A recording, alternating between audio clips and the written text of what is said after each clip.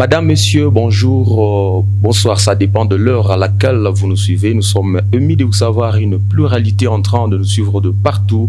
Bienvenue dans votre émission Le Miel du Soir qui émane du ministère international Camp de Refuge, MICRE en sigle, qui est bel et bien dirigé par l'homme de Dieu, le révérend pasteur Emmanuel Batouambi, lui qui est le visionnaire de ce grand ministère. Luc Lunga vous présente ce tout nouvel épisode de votre émission. De partout vous nous suivez, que la paix de l'Éternel soit votre partage. Le ministère international Camp de Refuge, nous sommes à Lubumbashi et plus précisément au Bel Air Philaos dans la République démocratique du Congo. Encore aujourd'hui, c'est un plaisir pour moi de recevoir pour vous, j'arrive, l'homme de Dieu, le révérend pasteur Emmanuel Batouambi, de parler avec lui sous un thème qui va édifier ces milliers de téléspectateurs, ces milliers d'internautes qui nous suivent de partout et ailleurs. Shalom, pasteur, bienvenue. Merci, prophète, shalom. Nous bénissons le nom de l'Éternel. Que Dieu soit loué. Et surtout, la santé, ça va? Le Seigneur continue à nous soutenir et nous tenons. Étant donné que vous êtes là pour assumer les fonctions des Éphésiens 4 et 11, nous bénissons le nom de l'Éternel. En tout cas, que la gloire lui soit rendue. La gloire lui soit rendue. La santé de l'Église, ça va, pasteur?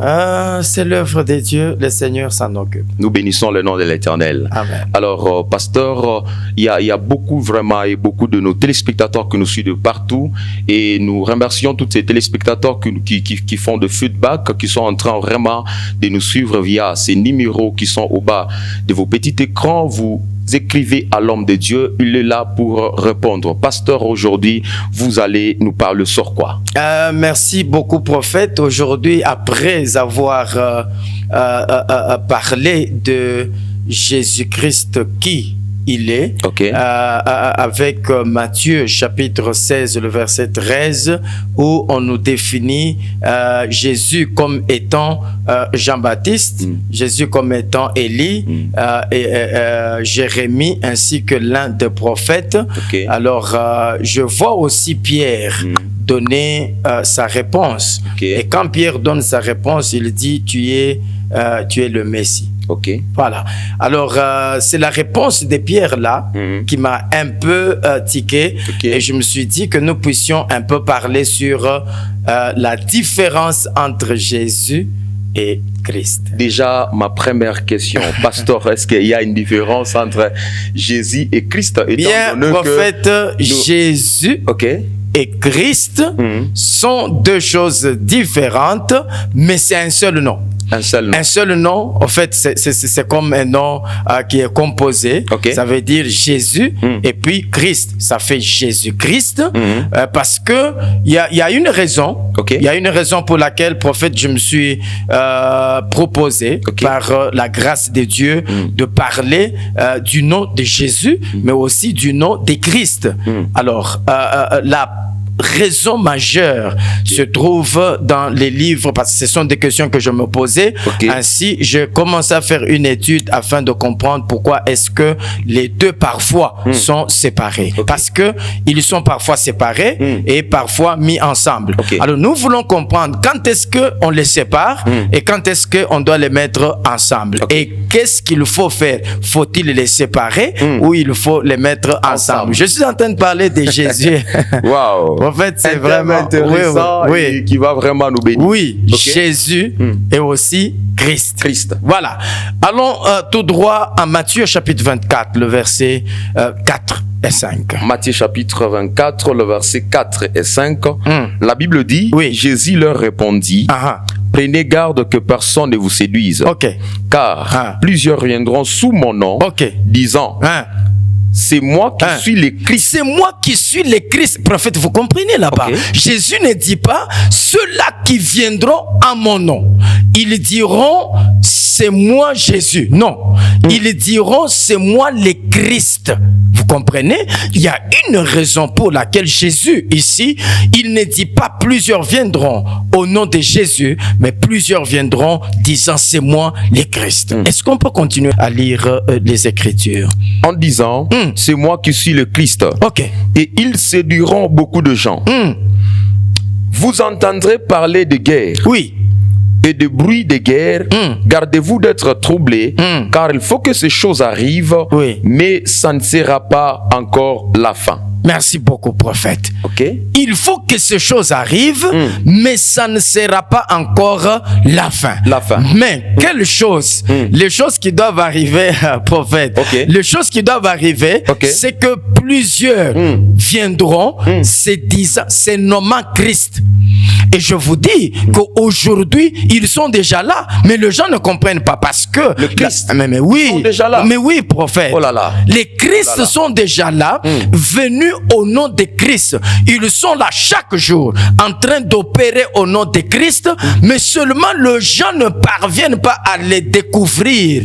Tout simplement parce que on ne sait pas faire la distinction entre Jésus ainsi que Christ. Pourquoi Jésus a dit ils viendront au nom de Christ? Prenons encore toujours à Matthieu 24 la prophète. Nous descendons vers le verset 24 et le verset 25. Matthieu 24, verset 24, 25. La Bible dit, car il s'élèvera des faux Christ prophète, et des faux prophètes. Prophète, écoutez. Il s'élèvera. Là, on ne parle pas encore de Jésus. On ne parle pas encore de Jésus, prophète. On dit, il va s'élever plusieurs faux Christ. Ah, donc, prophète, s'il y a de faux Christ, il y a aussi de vrais. Oui, s'il y a de faux Christ, il y a aussi de vrais. Et prophète, ne soyez pas peut-être bouleversés si aujourd'hui je peux vous appeler Christ. Christ? Oui, vous. Mais est-ce que non peut être appelé Christ, pasteur? Mais je dis, ne soyez pas bouleversés. Mais comment expliquer cela pour que je ne sois pas bouleversé? Même prophète, tous ces téléspectateurs qui sont en train de nous suivre, et parmi eux, je peux les appeler Christ. C'est ce caméraman qui est en train de filmer. Je peux l'appeler Christ. Mais c'est fort, pasteur. C'est fort. Mais vous comprenez que Jésus lui-même, il dit, il va s'élever plusieurs faux Christ. Plusieurs faux Christ. Continuez un peu. Et de faux prophètes. Oui. Ils feront de grands prodiges, des miracles. Oui. Au point de séduire. Vous comprenez ce que les Christ font. Donc, les Christ a la capacité de faire des prodiges et des miracles. Voilà Christ. Donc, Christ fait des prodiges, il fait des miracles. Allez-y, prophète. Du prodige et des miracles, au point de séduire. S'il était possible, même les Élis. Au point de séduire, s'il était possible, même les élus. Qui vont séduire les élus? Voici, je voulais annoncer d'avance. Merci, prophète. Vous comprenez que ici, dans les discours de Jésus, il est en train de mettre, en fait ici, il met en garde l'Église. Il met en garde les enfants de Dieu. Il met en garde ses serviteurs. Mais il leur dit dans le parce que ce sont des signes précurseurs, des signes qui viennent témoigner que nous sommes au temps de la fin. Pour montrer que nous sommes au temps de la fin, plusieurs faux Christ vont s'élever et puis ils vont faire des miracles. Alors, prophète, est-ce que nous pouvons maintenant rentrer toujours dans les Écritures parce que la Bible s'explique elle-même? Oui, la Bible explique la Bible et les Écritures expliquent les Écritures. Alors, nous voulons comprendre qui est Christ. Qui est Christ? Jean chapitre 1er. Jean chapitre 1er. Le verset 41. Le verset 41. La Bible dit, ce fut lui qui rencontra le premier son frère Simon. Et il lui dit, nous avons trouvé le Messie. Nous avons trouvé le prophète. Est-ce que vous pouvez un peu rentrer le verset 40? Le verset 40, la Bible dit André, frère de Simon Pierre. André, le frère de Simon Pierre. Était l'un de deux qui avait entendu les paroles de Jean et qui avait suivi Jésus. Ce fut lui qui rencontra le premier son frère Simon. et lui dit. Il lui dit quoi? Nous avons trouvé le Messie. André dit, nous avons trouvé le Messie. Le Messie. Et puis il donne la définition. Entre parenthèses. Ce qui signifie. Prophète, quand on met entre parenthèses, donc on définit. On donne l'explication. Ça veut dire que donc, le Messie, c'est Christ. Christ signifie le Messie. Donc c'est ça. Le Messie, c'est Christ. Le Messie, c'est le oint. Le oint. Donc c'est lui qui a l'onction. Il est Christ. C'est lui qui a l'onction. Il est le Messie. Il est oint. Vous comprenez, prophète? C'est ça qu'on appelle le oint. C'est ça qu'on appelle le oint. Le oint, donc le Christ là, c'est le Messie. C'est le Messie. Ok. Je pense que c'est clair, prophète. Ok, à ce niveau, jusque-là, ça va. Est-ce qu'on peut ajouter un témoin? Un témoin. Jean chapitre 4. Jean chapitre 4. Le verset 25. Le verset 25. Jean chapitre 4, le verset 25, la Bible dit, la femme lui dit. La femme lui dit quoi? Je sais que le Messie doit venir. Parce qu'ici, c'est la discussion entre Jésus et la femme samaritaine. Mais la femme samaritaine, parce que Jésus lui dit, mais donne-moi de l'eau. Oh non, voilà, toi tu es juif. Moi je suis... Cette femme était vraiment tribale. Hein? Elle était tribaliste. Et ce qui n'est pas... Non, prophète, nous n'avons pas besoin ici, dans l'église de Dieu, du tribalisme. Ça ne doit pas exister. Très important. Ça ne doit pas exister, prophète, parce que, regardez, n'est-ce pas, quand vous lisez le livre des Cantiques de Cantiques, la Bible dit ceci, mais je suis noir, c'est Cantique de Cantiques chapitre 1er, le verset 5e. La Bible dit, je suis noir, fille de Jérusalem. Ne prenez pas garde à mon teint noir, c'est le soleil qui m'a brûlé. Prophète, vous comprenez que là-bas, la Sulamite qui est en train de parler, c'est l'image de l'église, qui est l'épouse de Christ, du Seigneur. Mais la Sulamite qui est l'épouse du Seigneur, parce que dans la Bible là-bas, premièrement, la Sulamite, elle parle comme étant la femme de Salomon. Salomon avait plusieurs femmes, mais toutes les femmes n'avaient pas la même couleur, prophète. Et celle-ci est noire, mais les autres sont clairs. Ça veut dire que Salomon a eu plusieurs femmes avec plusieurs races. Vous comprenez? C'est ça Christ qui n'est pas venu seulement pour le noir, pour les blancs ou pour telle race. Non. Quand il vient, c'est pour toute race. Il a racheté les hommes de toute race, de toute langue et de tout peuple. Étant donné que la Bible n'est pas, il n'y a pas une Bible pour le ça, j'aime beaucoup, prophète. Il n'y a pas une parole pour les Européens, une parole pour les Américains et une parole pour les Africains. Non, mais il y a une parole pour tout le monde. Wow, très important. Une parole pour toutes les tribus de la terre et une parole pour toutes les races de la terre. Maintenant, rentrons, prophète. La femme samaritaine. Pendant qu'il est en train de discuter avec Jésus, cette femme samaritaine lui dit, je sais. Je sais que c'est lui qui... Je sais que le Messie doit venir. Le Messie doit venir pour elle. Elle ne croit pas que la personne qui est devant elle, c'est le Messie. Mais elle dit, je sais que le Messie doit venir.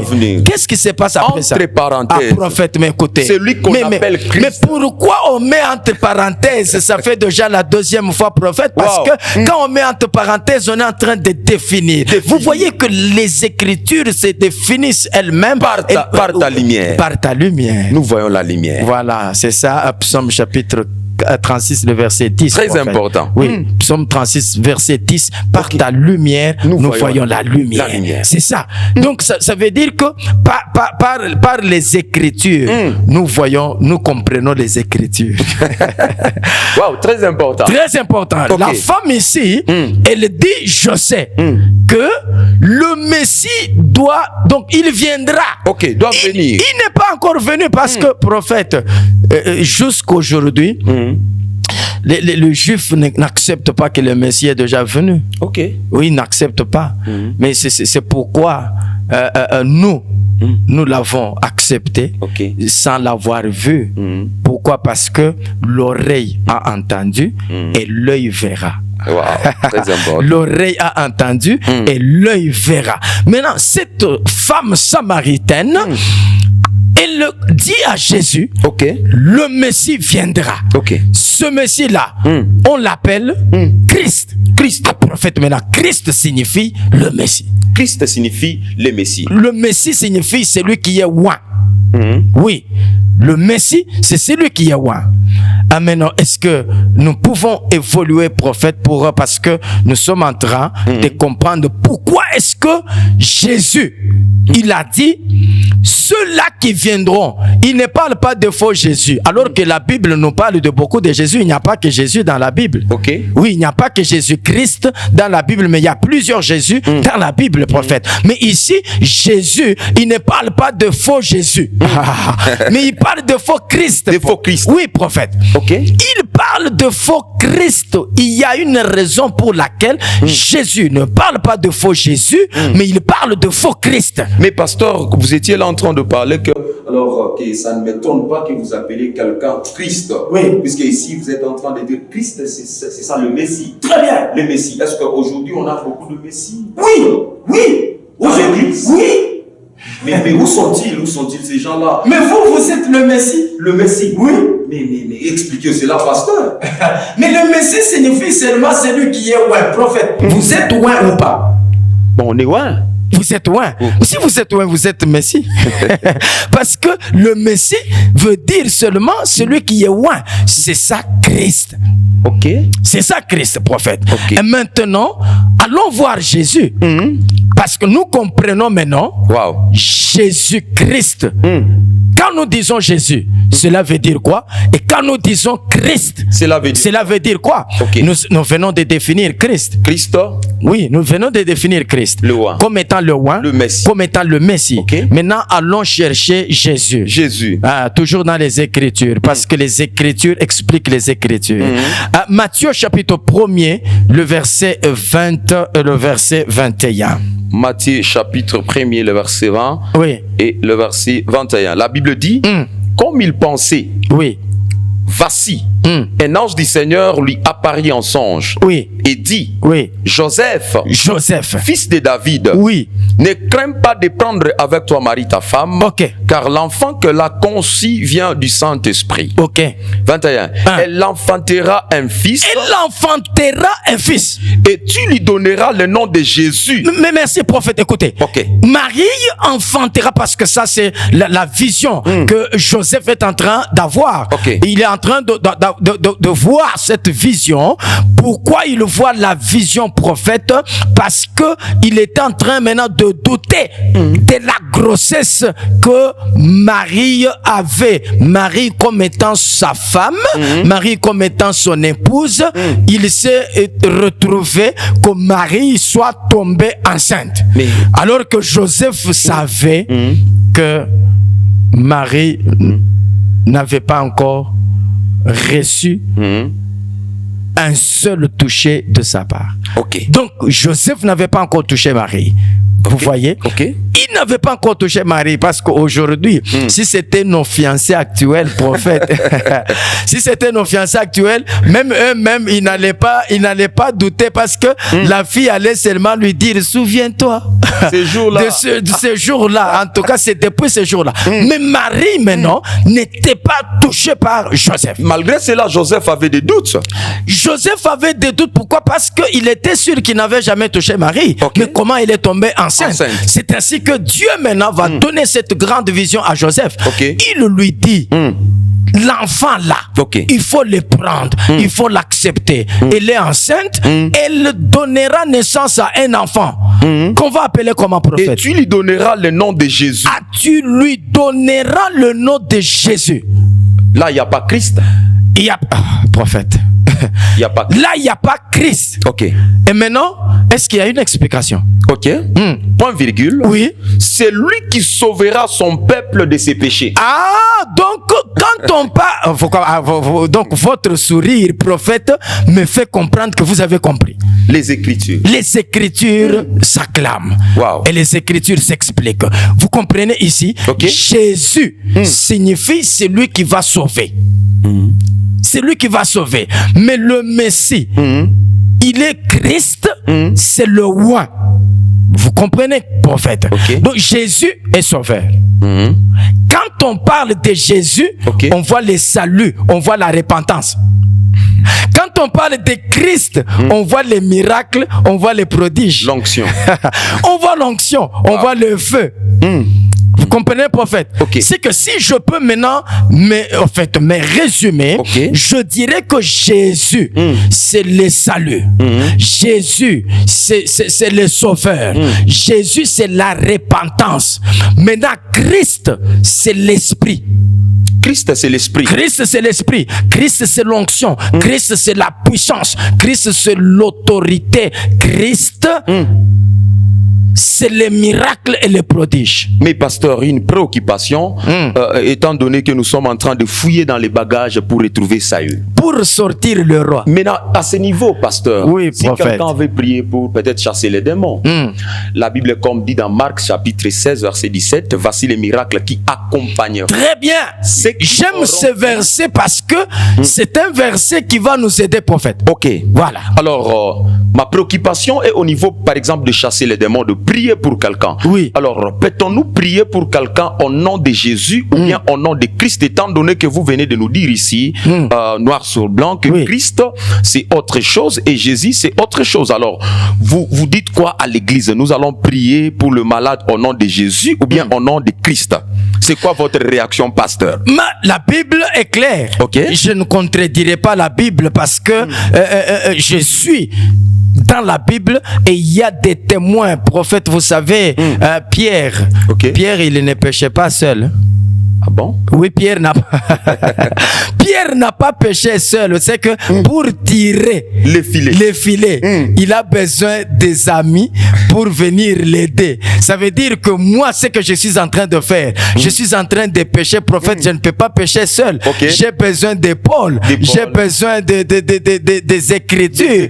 Pour ces écritures-là qui me soutiennent, ce sont les amis avec lesquels je suis en train de tirer. Mais voilà, ce sont les témoins, les amis avec lesquels je suis en train de tirer les filets.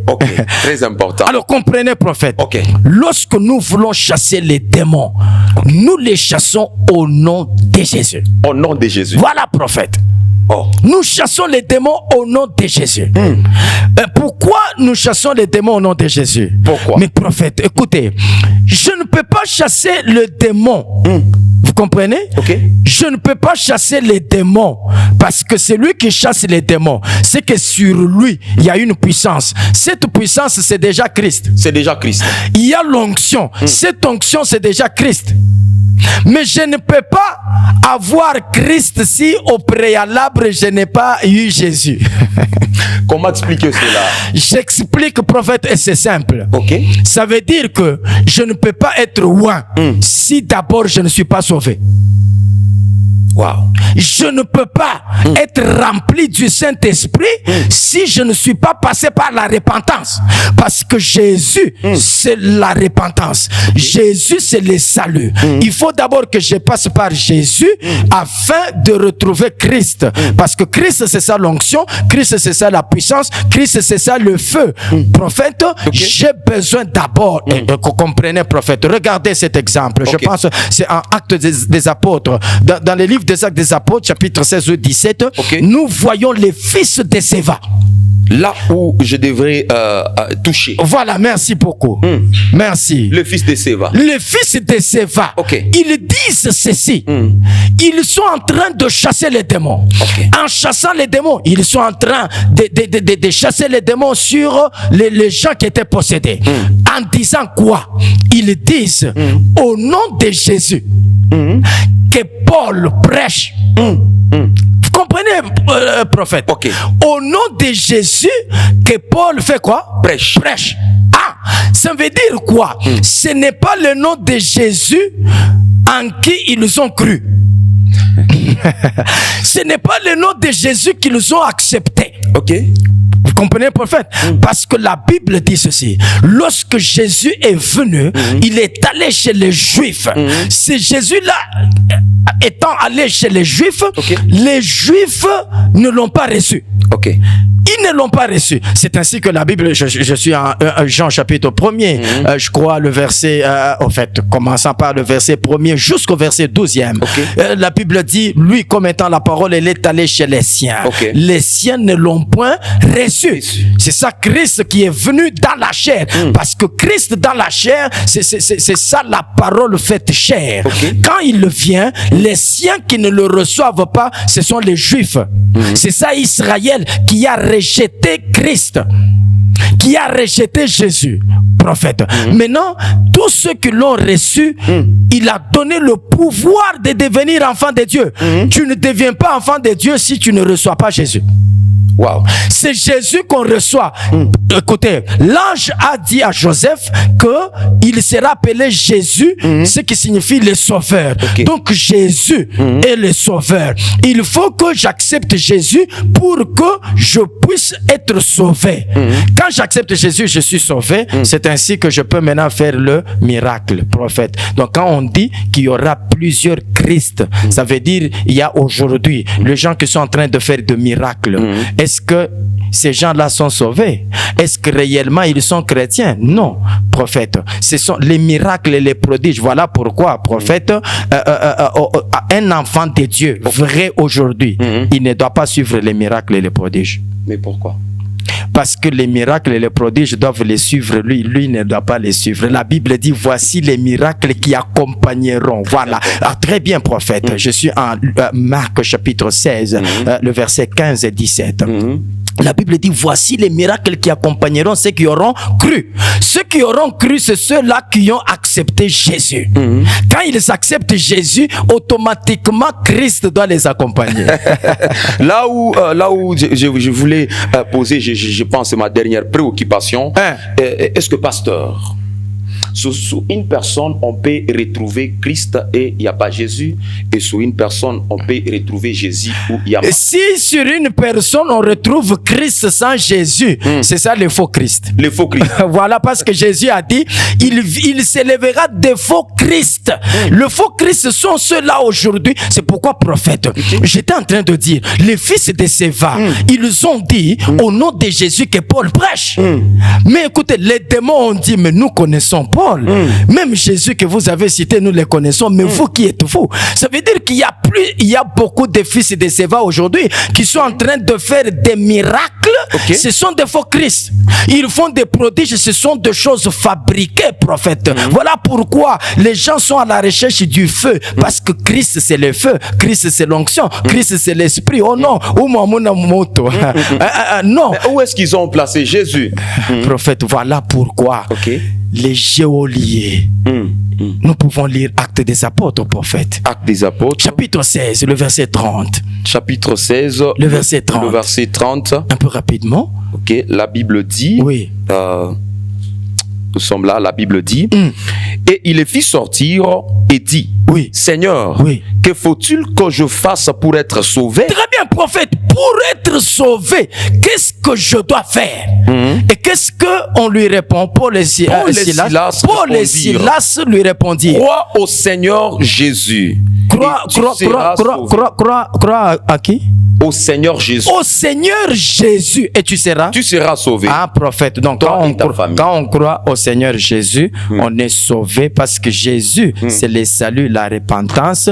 Christ, c'est l'esprit, l'onction, la puissance, les miracles, ainsi que les prodiges. Merci beaucoup, pasteur. Je crois que c'est par cette phrase que nous allons mettre fin à l'émission d'aujourd'hui, étant donné qu'il y a beaucoup à dire et il y a vraiment beaucoup de préoccupations dont nos téléspectateurs vont nous écrire via ces deux numéros affichés au bas de leur petit écran. Mais pasteur, c'est quoi, dans une phrase, ce que vous venez de dire aujourd'hui? On retient quoi avec ces téléspectateurs? Nous retenons que nous avons Jésus-Christ dans la vie de chaque enfant de Dieu. On ne doit pas retrouver seulement Christ, mais nous devons d'abord retrouver Jésus avant de retrouver Christ. Ça veut dire, j'accepte Jésus, je suis sauvé, et maintenant l'onction, les miracles et les prodiges m'accompagnent. Voilà un peu en bref ce que j'ai voulu que les téléspectateurs puissent comprendre aujourd'hui. Merci, madame, monsieur, de partout vous étiez en train de nous suivre. Je crois que c'est par cette intervention du révérend pasteur Emmanuel Batouambi que je vous prends congé